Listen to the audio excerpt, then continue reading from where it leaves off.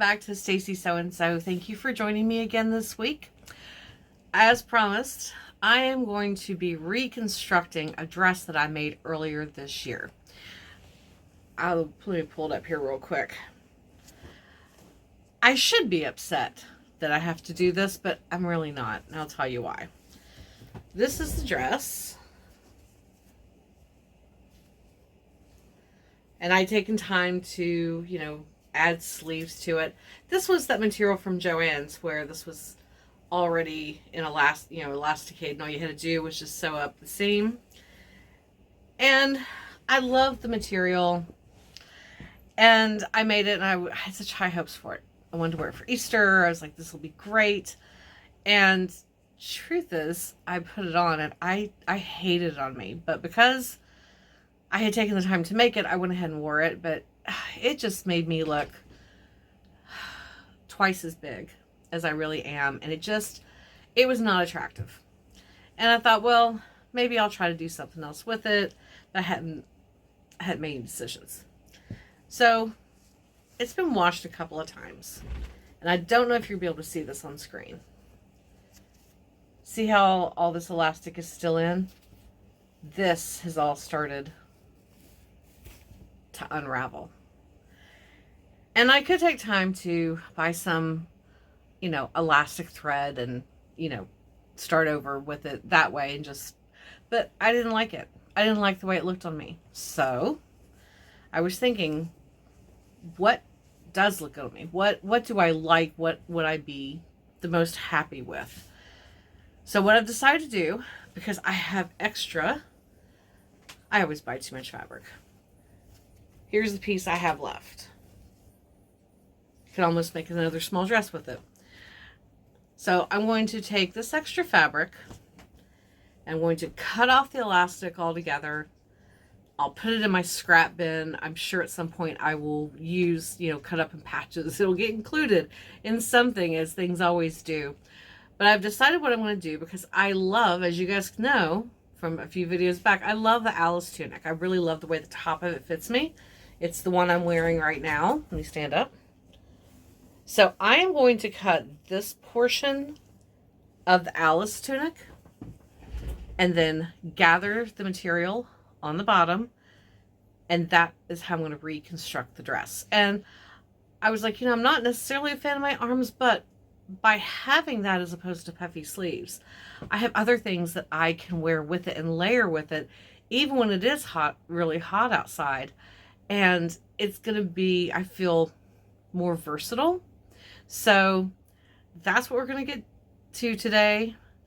If you have one of these types of dresses where you've bought the material and this starts happening to you, I hope this serves as some inspiration for you so that you don't just chuck it and go, oh God.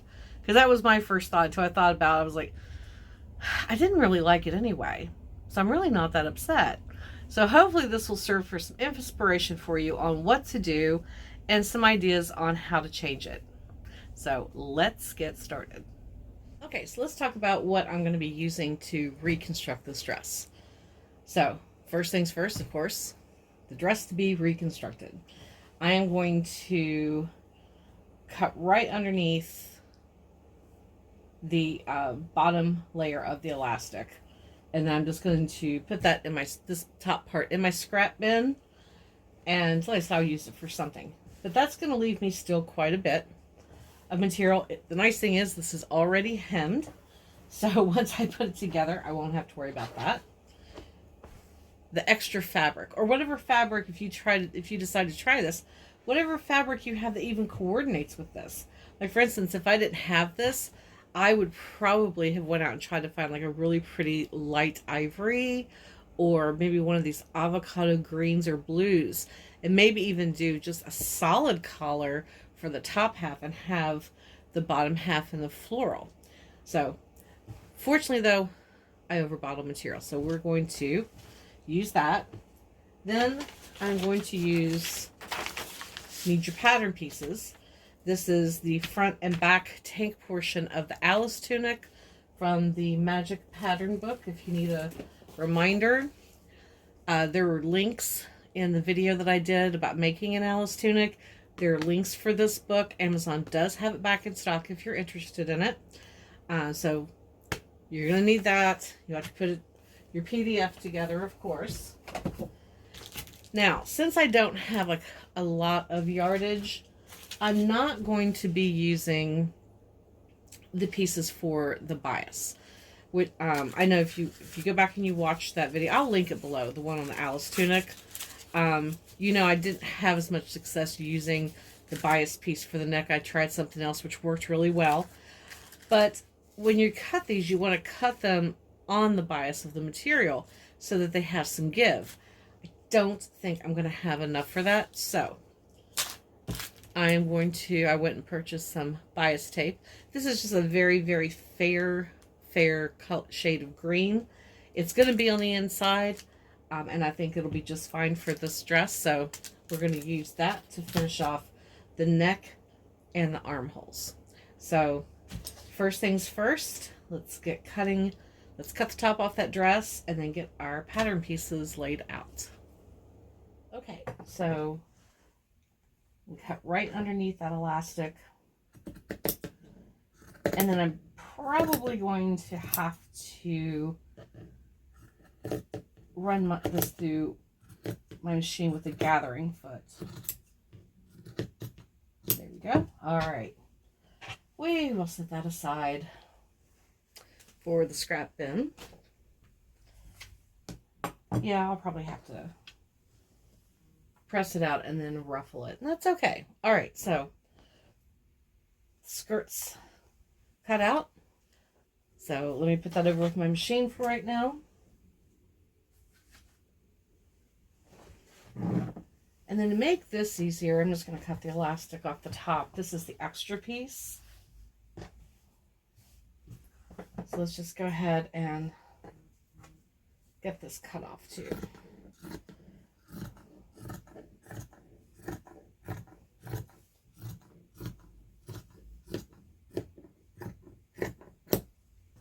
Okay. And we'll add that to the scrap bin too. You just never know. Okay.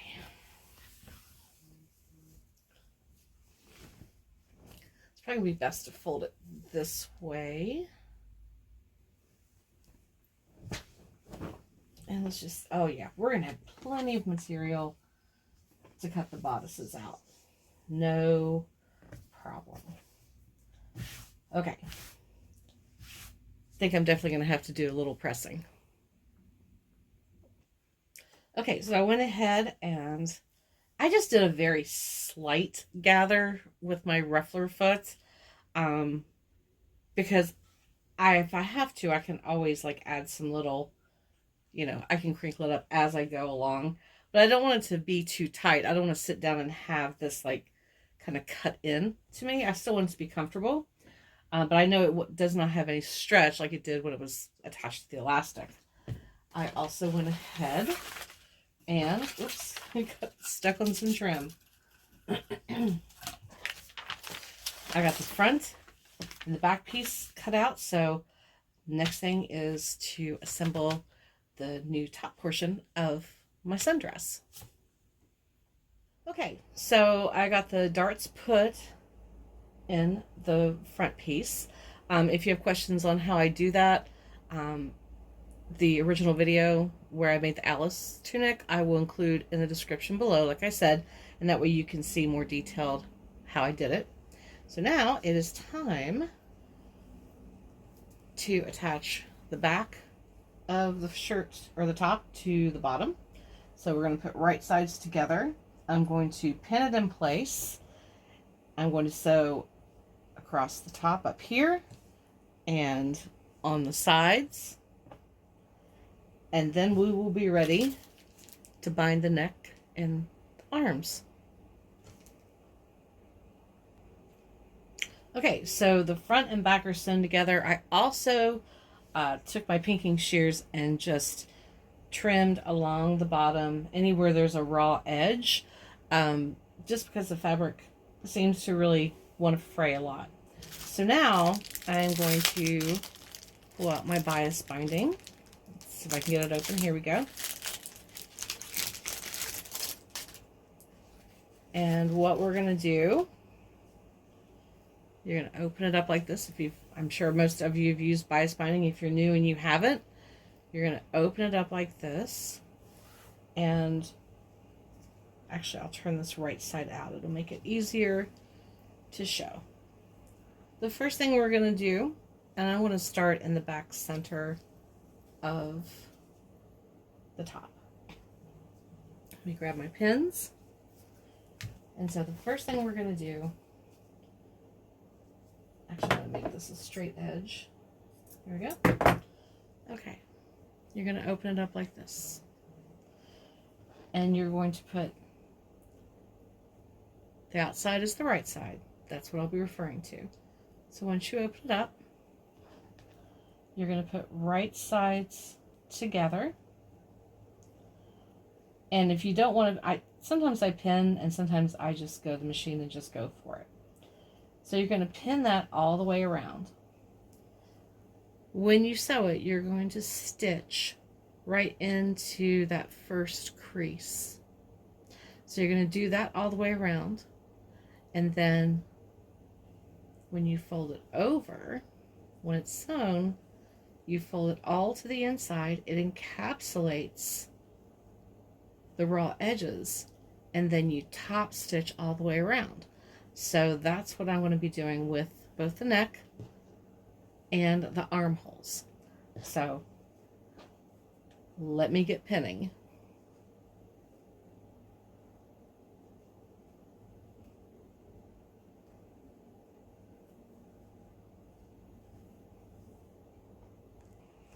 Okay, so the armholes and the neck have been binded with mint green bias tape.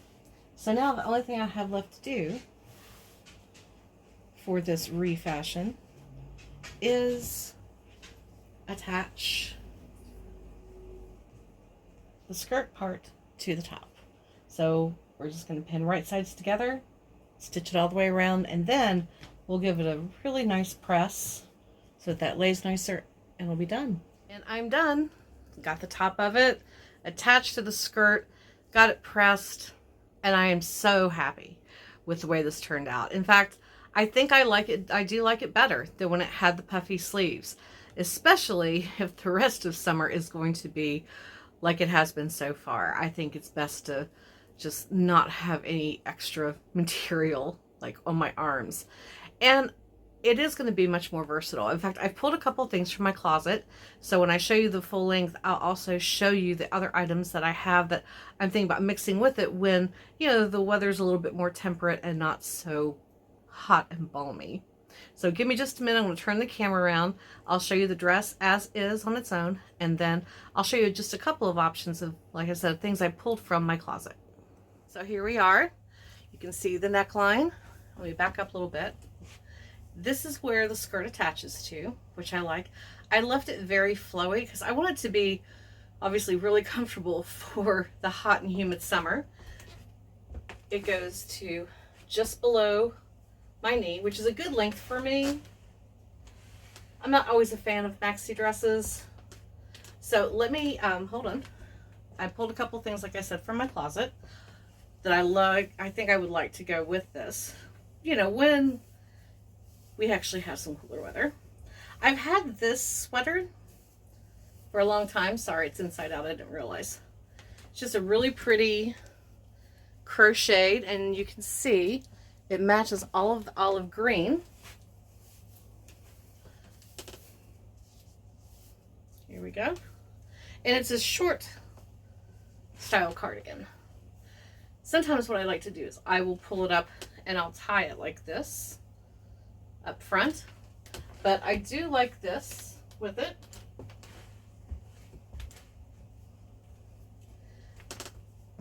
And like I said, it matches. It just matches so well. I was so happy. So the other thing that I have, and this is just a little bit different look, as opposed to a cardigan, because sometimes I don't always want to wear a sweater. I actually I purchased this a couple years ago, I think from Amazon. They probably still have them. This is a crop denim shirt. So, and it has its own little ties. Let me back up. I'm not going to button it all the way up. But I think I like this too. In fact, when it gets to be fall and, you know, it's a little bit cooler, I think I could actually wear, there we go, the denim shirt over it and pair it with my riding boots. I like this. What do you think? So thank you for joining me again this week. I hope that today's video helped you to, kind of think about some of the things that are in your closet, or maybe something you've made in the past and it didn't quite turn out the way you wanted, but at the same time you didn't want to cut it up or throw it out, and kind of help inspire you to transform those items into something that works for you and that you feel happy wearing. As I was so happy when I finished the dress and, made my own pattern and added for the sleeves and added it. But I never really took in consideration of what it was really going to look like on me. It was just something I really wanted to do. And then when I did see it, I was not really happy with it. So I'd only worn it once, it only got washed once. So maybe that was a happy accident that all of that happened, because I am much more pleased with it now. I feel like it just suits me better. It's a lot cooler for this incredibly steamy weather we're having. And I feel like I'm going to have a lot more versatility with it. So that makes me really happy. Now, before I go, I do have one quick question for you guys, because it is July. Would you like to see maybe some Christmas in July content? Because I love Christmas. I did Vlogmas last year. I wasn't thinking about doing something quite that intensive, but maybe in terms of thinking about maybe some ideas and crafts and things for Christmas. Leave me a comment below if you would be interested in maybe seeing some Christmas in July content. So anyway, I'm going to go now. Thank you guys so much for joining me, and happy sewing.